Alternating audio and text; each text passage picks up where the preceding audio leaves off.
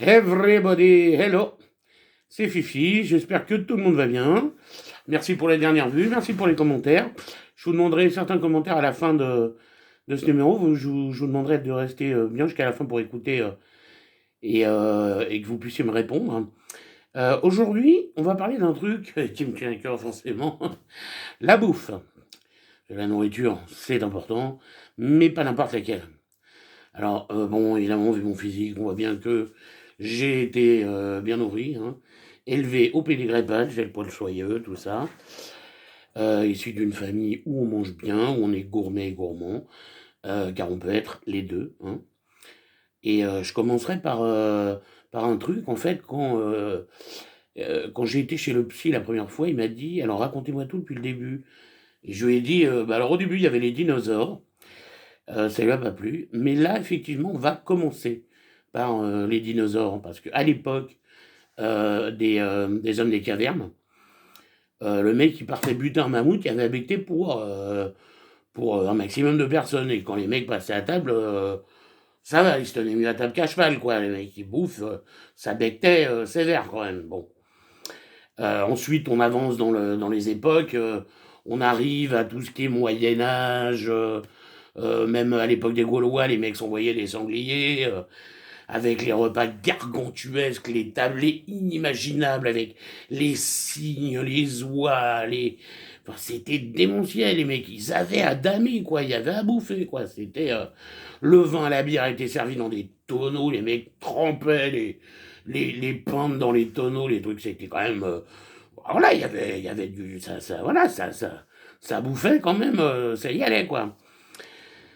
Alors beaucoup plus tard, évidemment, et là, je saute des époques, mais on arrive à encore il n'y a pas très longtemps, à l'époque de nos grands-parents, où on allait manger le week-end chez les grands-parents, chez la grand-mère. Bon, les tables étaient quand même bien remplies, c'était de la bonne victuaille, c'était des produits du terroir, il y en avait à foison. C'était, voilà, on repartait de chez la grand-mère avec des bocaux, des Tupperware, de la confiture, on était comme ça, il y avait les restes du gâteau mis dans du papier d'aluminium, des trucs, enfin, c'était extra en fait finalement. Et est arrivé dans les années 80, fin 80, début 90, la cuisine nouvelle. La cuisine nouvelle, comment vous expliquer? C'est les trucs qu'on voit plus ou moins à la téloche, avec deux petits pois, trois carottes et une crevette. Alors, oh mon Dieu, c'est fin, c'est délicieux, il y a des saveurs. Ouais, mais enfin bon, t'as fini ton assiette, t'as la dalle, quoi. Tu sors du resto, t'as payé 35, derrière, il faut que t'ailles au McDo parce que t'as la dalle, quoi. Et je dis au McDo, bon, c'est quand même pas le truc qui sonne mieux, mais enfin, c'est juste impensable de payer des fortunes comme ça pour bouffer trois fois rien. Soit, je suis sûr, c'est délicieux. Je remets pas en question les recettes de ces pseudo-chefs qui se cassent le cul à faire des assiettes ridicules.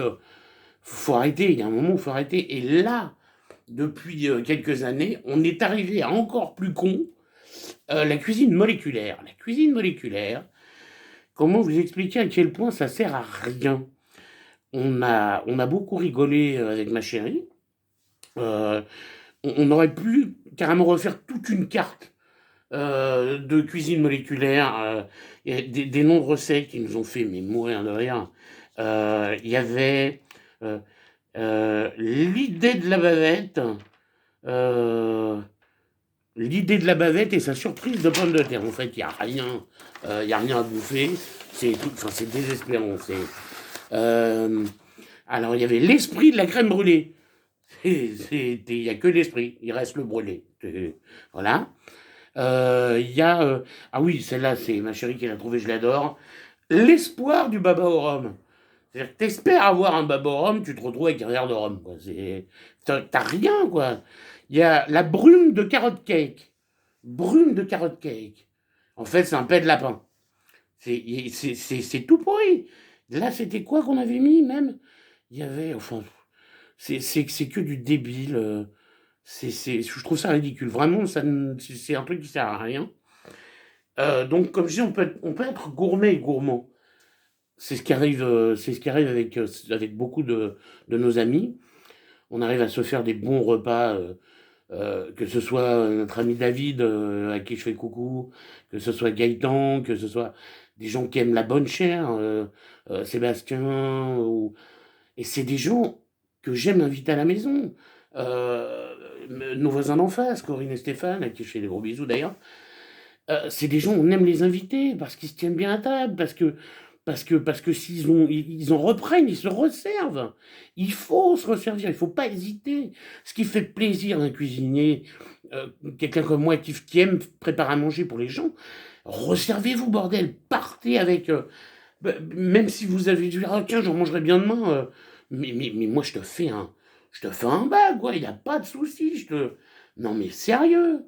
Alors, si vous avez des idées dans le genre l'esprit de la crème brûlée ou l'espoir du baba au rhum, mettez dans les commentaires des idées de recettes de cuisine, enfin de noms de recettes de cuisine moléculaire, des trucs bien débiles qui n'ont aucun sens et c'est genre on est dans l'espoir de bouffer un truc et on bouffe que dalle. Et avec ma chérie, on va regarder tous les commentaires et celui qui trouvera l'idée la plus bête, attention, hein, faut vous lever de bonne heure parce qu'on est très con, hein. Donc, celui qui trouve l'idée la plus con, on l'invite à bouffer. Mais pas un esprit de bavette, hein. Le mec qui va venir becter ici, voilà. Il va dormir là, hein. Bon.